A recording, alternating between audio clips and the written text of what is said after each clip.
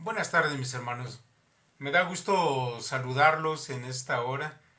Vamos a reflexionar unos instantes en la palabra de Dios sobre un tema que es elemental para poder predicar el Evangelio. Hoy vamos a atender a qué significa el Evangelio y explicar el día de hoy una de sus partes más vitales. Mire, déjeme comenzar por decirle que es el Evangelio. No necesitamos ir a algún autor en particular, algún teólogo, algún libro. La Biblia misma nos va a dar cuál es la definición de lo que es el Evangelio. Mire, le voy a pedir que vayamos allá a 1 Corintios capítulo 15, en los primeros versos.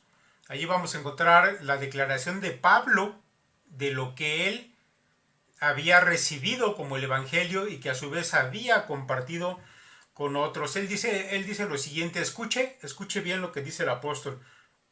Además os declaro, hermanos, el Evangelio que os he predicado, el cual también recibisteis, en el cual también perseveráis, por el cual asimismo, si retenéis la palabra que os he predicado, sois salvos si no creísteis en vano.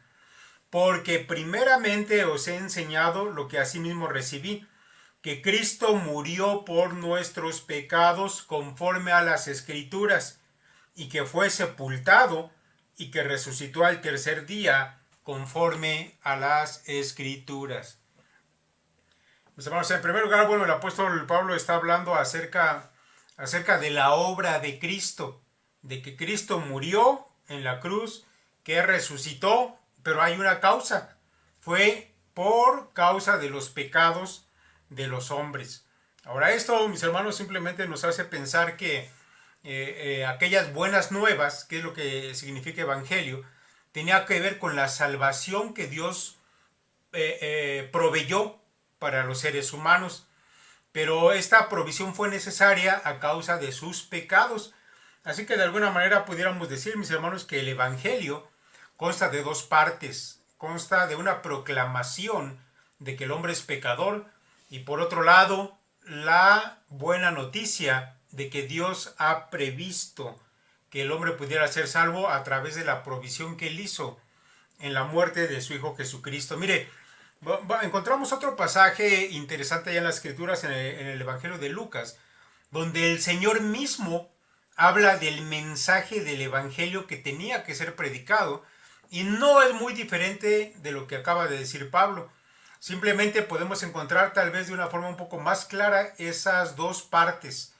El arrepentimiento de los pecados y la buena noticia de que Dios había provisto una salvación. Mire, escuche, dice Lucas 24:45 en adelante.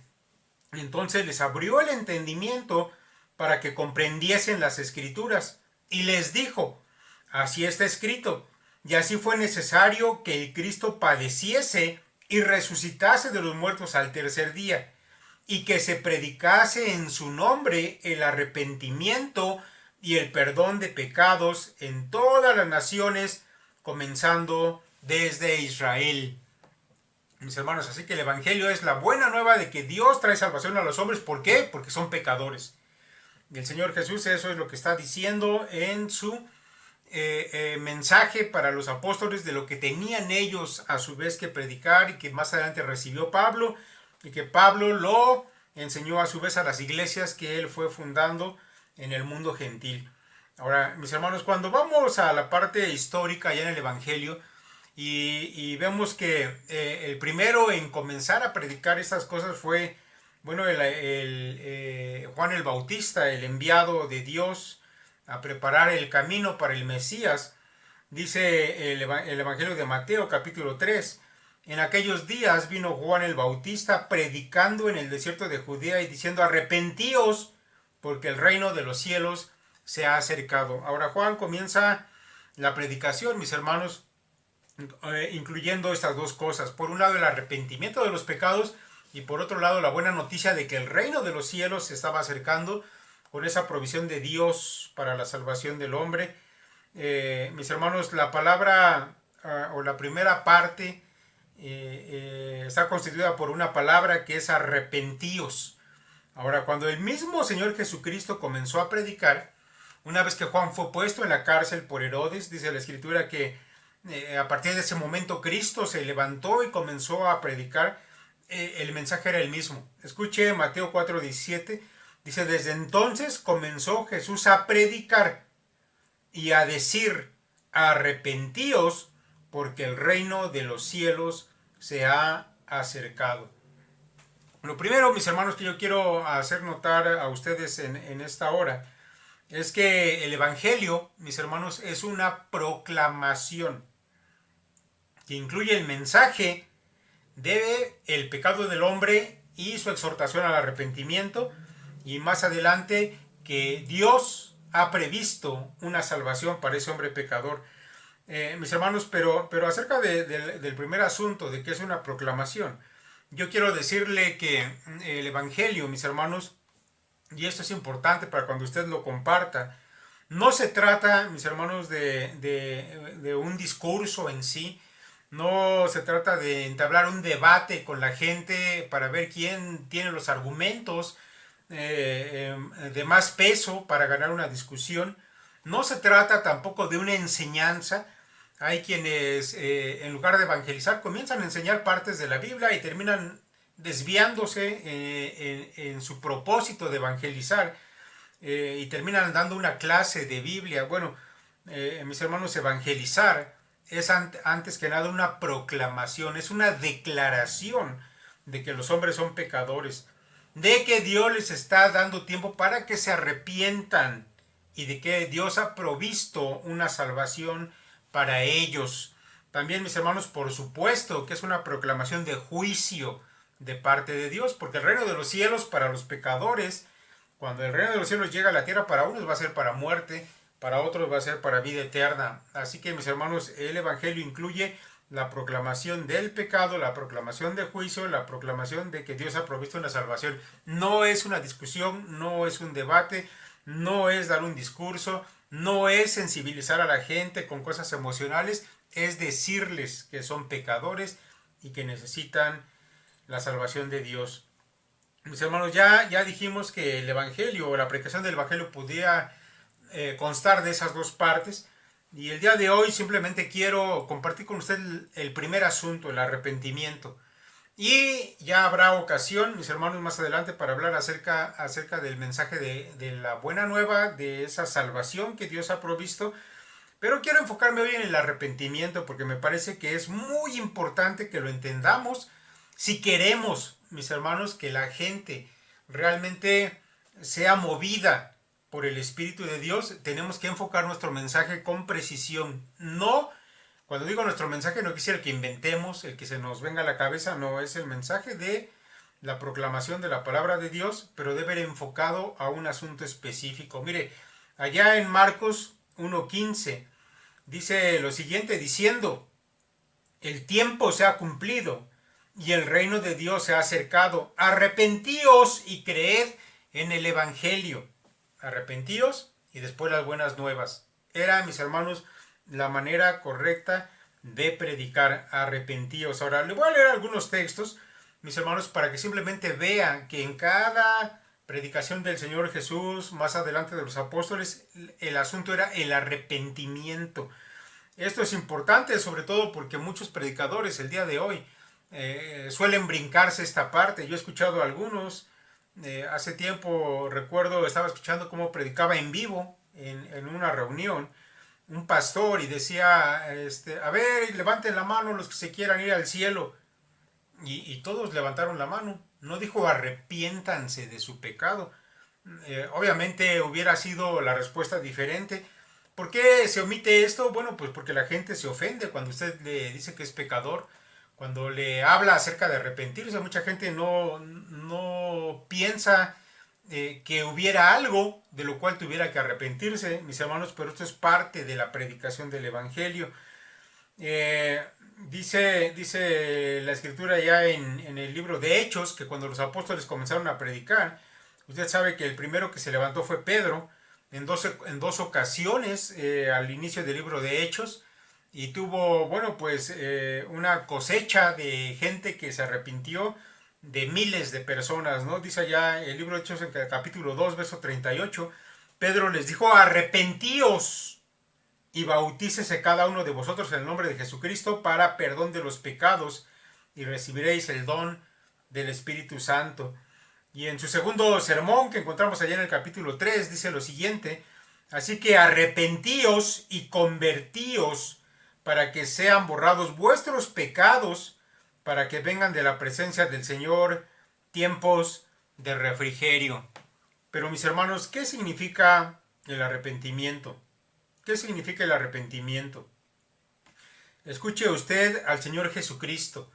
Dice él, respondiendo Jesús les dijo, los que están sanos no tienen necesidad de médico, sino los enfermos. No he venido a llamar a justos, sino a pecadores al arrepentimiento.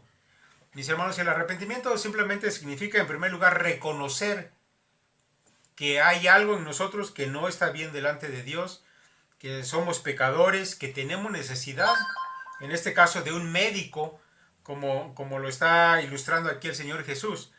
Y acerca de esto yo he hecho algunas ilustraciones diciéndoles que mucha gente, sobre todo los varones, tienen mucha renuencia de ir al doctor. No importa que tengan un dolor en alguna parte del cuerpo o que les duela una muela, no sé. Para los varones ese asunto de ir al médico es algo que no es grato. De manera que es necesario que ellos sientan realmente su enfermedad, el dolor, para que vayan al doctor, ¿no? Bueno, pues con la gente, mis hermanos, a la que se le predica a veces es así. Ellos no perciben que estén enfermos y aunque a veces lo perciban de alguna manera, no creen que estén tan enfermos espiritualmente como para buscar un remedio. Sin embargo, mis hermanos, el arrepentimiento tiene que ver con eso. La palabra, mis hermanos, más usada en el Nuevo Testamento, la palabra griega más usada es la palabra metanoia. Y esa palabra, mis hermanos, significa, es una palabra compuesta que significa entendimiento o reflexión. Y a su vez, mis hermanos, esto deriva en el asunto de un cambio de mentalidad. Es decir, después de que hubo una reflexión, la persona cambia su manera de pensar. Sin embargo, mis hermanos, en su uso ya en el Nuevo Testamento, no solamente como definición de la palabra, sino en la forma en que se utilizaba, que la usó Jesús, que la usaron los apóstoles, mis hermanos, se habla de un arrepentimiento que requiere, escuche esto, el repudio de la forma de vida que hasta entonces se ha llevado y la búsqueda de la salvación de Dios. En primer lugar, mis hermanos, eso quiere decir el arrepentimiento, reconocer tu condición y además llegar a la conclusión de que tienes que cambiar de vida, repudiar esa vida antigua y ahora buscar a Dios. El apóstol Pablo, mis hermanos, lo dice de una manera tal vez un poco más breve, allá en 1 Tesalonicenses 1:9, hablando a los hermanos de Tesalónica. Pablo les dice, os convertisteis de los ídolos a Dios para servir al Dios vivo y verdadero. Ahora yo quiero que usted note, mis hermanos, que aquí hay tres elementos que conlleva el arrepentimiento. Dice, os convertisteis de los ídolos. Es decir, ellos antes eran idólatras, pero dejaron a los ídolos. Dice, os convertisteis a Dios. Dejaron su antigua vida de idólatras y se volvieron ahora al Dios verdadero. Y dice, para servir al Dios vivo. Además, mis hermanos, hubo una disposición ahora, no solamente dejar su vida, volverse a Dios, sino de servir a Dios. Mis hermanos, si no hay estos tres elementos en el arrepentimiento de una persona, no podemos estar hablando de un arrepentimiento bíblico. Arrepentimiento, mis hermanos, en la Escritura, no significa solamente sentirse triste por el pecado. Porque esto lo hemos escuchado a menudo. Y mucha gente lo enseña así. Y a veces los que son enseñados o a los que se les está predicando piensan que el hecho de sentir remordimiento por su pecado o sentir tristeza es más que suficiente. Pero déjeme decirle que no es así. Según lo que acabamos de escuchar en Pablo. Ahora, hay un ejemplo en la Biblia, por supuesto, de un hombre que era pecador y pudiéramos señalarlo incluso dentro de la cultura judeocristiana, tal vez como uno de los pecadores más sobresalientes o el más sobresaliente de todos. Estoy hablando de Judas. Dice la escritura ya en Mateo 27:3. Entonces Judas, el que le había entregado, viendo que era condenado, devolvió arrepentido las 30 piezas de plata a los principales sacerdotes y a los ancianos. Y usted sabe después lo que hizo Judas, ¿verdad? Después de haberse arrepentido y haber devuelto el precio por el que había vendido a su señor, fue y se ahorcó. Pero, mis hermanos, el arrepentimiento de Judas no fue suficiente. Es llamado más adelante el hijo de perdición, que se fue a su propio lugar, es decir, fue condenado al infierno, porque su arrepentimiento solamente, mis hermanos, era un poco de remordimiento.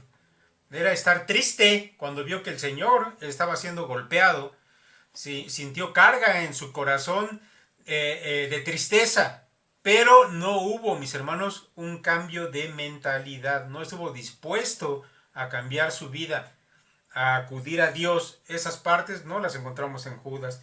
Así que, mis hermanos, el arrepentimiento significa estar dispuesto a cambiar la dirección de la vida. Y eso, por supuesto, implica estar dispuesto a abandonar la manera de vivir que hasta entonces se ha llevado. Mis hermanos, cuando estamos hablando a una persona de Dios, debemos asegurarnos de que hemos sido claros y de que ellos han entendido lo que Dios requiere de ellos si hay un verdadero arrepentimiento. Ahora, por otro lado, mis hermanos, yo también quiero dejar en claro otra cosa, porque a veces nos podemos confundir aquí. Mis hermanos, el arrepentimiento de los pecadores no es fruto del esfuerzo humano. Quiero decir, mis hermanos, que no es el resultado de la habilidad de alguien como un orador. No es, mis hermanos, el resultado de la puesta en práctica de la capacidad de convencer del que está predicando. Tampoco, mis hermanos, debe ser una manipulación de los sentimientos o las emociones de las personas que les estamos hablando, pero que tienen una gran necesidad. Porque usted sabe que hay gente que viene a buscar a Dios porque tiene una necesidad apremiante en su vida por enfermedad, por economía, por problemas familiares, etcétera. Y entonces es muy dado que quien les predica tienda a manipular sus sentimientos. Y entonces la persona obviamente termina llorando y a veces pensamos que se ha arrepentido, pero una vez que su problema se ha resuelto, ellos vuelven a lo mismo. Mis hermanos, el arrepentimiento es un fruto de la obra del Espíritu Santo. Ellos, mis hermanos, a quienes les predicamos, están muertos en sus pecados. Y a menos, mis hermanos, que sea Dios el que obra en sus corazones, se va a producir el arrepentimiento. Sí, en contra de lo que muchos creen, de que el arrepentimiento es una decisión humana, bueno, la Biblia dice otra cosa. Déjame leerle solamente un par de versos donde la Escritura declara que el arrepentimiento se recibe de parte de Dios. No es un fruto, mis hermanos, del esfuerzo humano, ni del que predica, ni del que escucha la predicación. Dice el libro de Hechos, allá en el capítulo 11, versículos 17 y 18, dice: si Dios pues les concedió también el mismo don que a nosotros, que hemos creído en el Señor Jesucristo, ¿quién era yo que pudiese estorbar a Dios? Entonces, oídas estas cosas, callaron y glorificaron a Dios, diciendo: de manera que también a los gentiles ha dado Dios arrepentimiento para la vida. Mis hermanos, la predicación del Evangelio entre los gentiles trajo fruto de arrepentimiento. ¿Quién dio, mis hermanos, ese fruto? Fue Dios. En 2 Timoteo 2:25, el apóstol Pablo dice que con mansedumbre corrija a los que se oponen, por si quizás Dios les conceda que se arrepientan para conocer la verdad y escapen del lazo del diablo en que están cautivos a voluntad de él. Si quizás Dios les concede el arrepentimiento. Mis hermanos, esto es importante, porque debes saber que la proclamación del Evangelio, la declaración de que ellos son pecadores, de que van a juicio, el entender que Dios ha provisto una salvación, en fin, el mensaje del Evangelio, debe llevar a los hombres, mis hermanos, efectivamente a un asunto donde ellos rechacen su vieja vida, acudan a Dios y después decidan servir a Dios. Eso, mis hermanos, es realmente un arrepentimiento, no es una manipulación de emociones. Ahora, llegados, mis hermanos, a este punto, debo enfatizar que el arrepentimiento no es solo un asunto mental. Ya dijimos que no es solamente sentir tristeza, pero tampoco, mis hermanos, es solamente un asunto mental. El uso, mis hermanos, de las palabras en el Nuevo Testamento implica un cambio a nivel intelectual, también un cambio a nivel emocional y por supuesto, mis hermanos, un cambio a nivel de la voluntad. Solamente cuando se dan estas tres cosas es que estamos hablando de un verdadero arrepentimiento. Esto según las palabras empleadas en el Nuevo Testamento. Déjenme compartirle, mis hermanos, el uso de estas tres palabras y con eso ya vamos llegando al final de esta breve reflexión, enseñanza, para, mis hermanos, poder predicar el Evangelio con eficacia. Dice el evangelista Mateo, allá en el capítulo 12, verso 41, palabras de nuestro Señor Jesucristo, el uso de la palabra metanoeo, que habla, mis hermanos, de un arrepentimiento a nivel intelectual. Dice, los hombres de Nínive se levantarán en el juicio con esta generación y la condenarán, porque ellos se arrepintieron a la predicación de Jonás. Y he aquí más que Jonás en este lugar.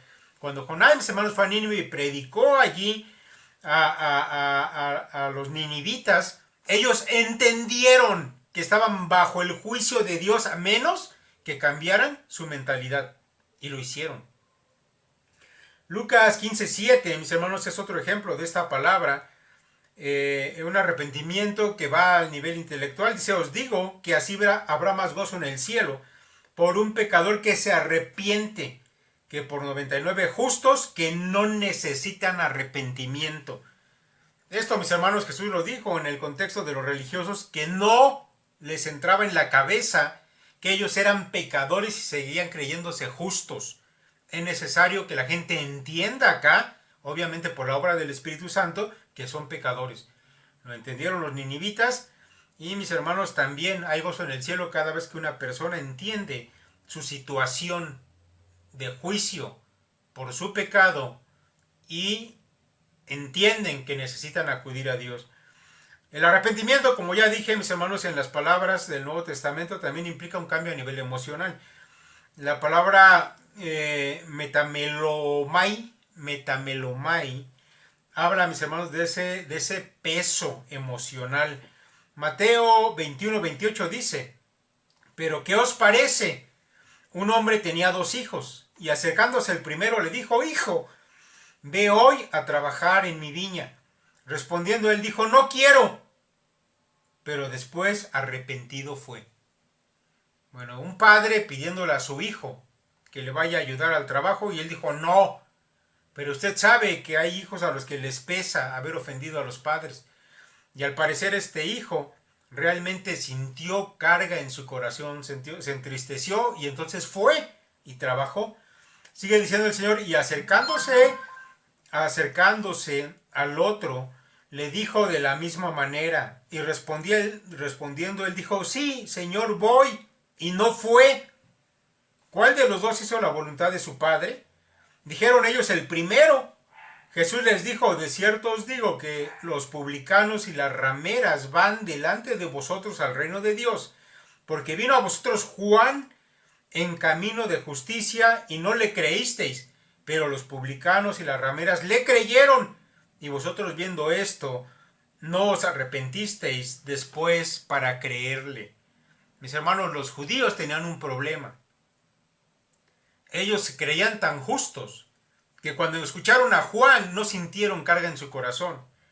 Y cuando vino el Señor Jesucristo y les predicó, tampoco sintieron ese peso de pecado. Emocionalmente ellos, mis hermanos, eran insensibles ante la palabra de Dios. Pero el arrepentimiento implica efectivamente sentir una carga. Entonces estamos hablando ya hasta aquí de 2 cosas. Un convencimiento a nivel intelectual que lleve a un arrepentimiento, a un cambio de mentalidad. Pero también, mis hermanos, una carga, una tristeza por ese pecado. Y finalmente, mis hermanos, Un tercer aspecto, estas tres cosas, mis hermanos, deben sentirse juntas, no por separado, no solamente una. El arrepentimiento verdadero conlleva las tres. El cambio de dirección, es decir, un cambio a nivel de la voluntad. La palabra, mis hermanos, empleada aquí en el texto griego es epistrefomai. Epistrefomai es la palabra. Mateo 13:15 dice lo siguiente: porque el corazón de este pueblo se ha engrosado, y con los oídos oyen pesadamente, y han cerrado sus ojos, para que no vean con los ojos y oigan con los oídos, y con el corazón entiendan y se conviertan, y yo los sane, y se conviertan. Mis hermanos, porque esta palabra que se conviertan, es decir, que se arrepientan, mis hermanos, es la palabra que está empleada aquí para hablar de un cambio de voluntad.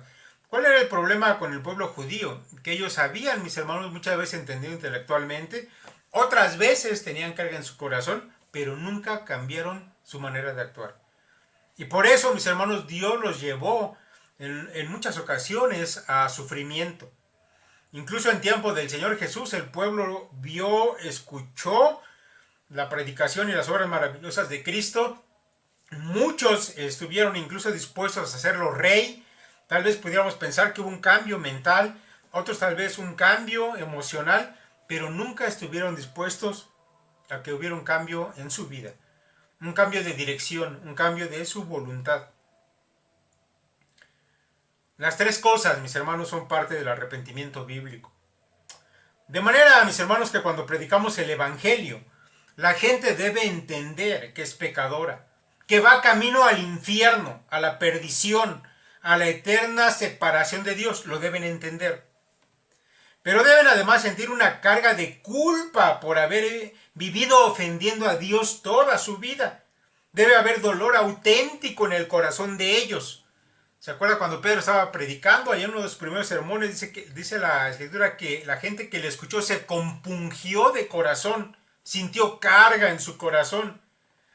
Y mis hermanos, debe haber también, por supuesto, en la gente a la que usted le predica, el deseo de cambiar. Sí les debe usted explicar que si se arrepienten es para cambiar, para dejar su vieja vida. Que efectivamente van a tener que buscar un encuentro por Dios y después de eso, mis hermanos, servir a Dios. Claro que van a tener que ir a congregarse, ya sea en un grupo pequeño o en el templo, si es posible hacer eso. No es posible que te arrepientas y después vuelvas a lo mismo de siempre. Eso no es arrepentimiento. Mis hermanos, la decisión de abandonar su vieja vida y servir a Cristo en lugar de servir al pecado es parte, mis hermanos, de esa convicción de pecado, de querer cambiar, de estar dispuestos a hacerlo. Eso, mis hermanos, es arrepentimiento. Es parte de entender lo que es el Evangelio y la predicación del Evangelio. Vamos a dejarlo por ahora hasta aquí. Más adelante, en otra reflexión, continuaremos abundando en este tema. Que el Señor los bendiga y les permita seguir proclamando este mensaje de salvación para los hombres.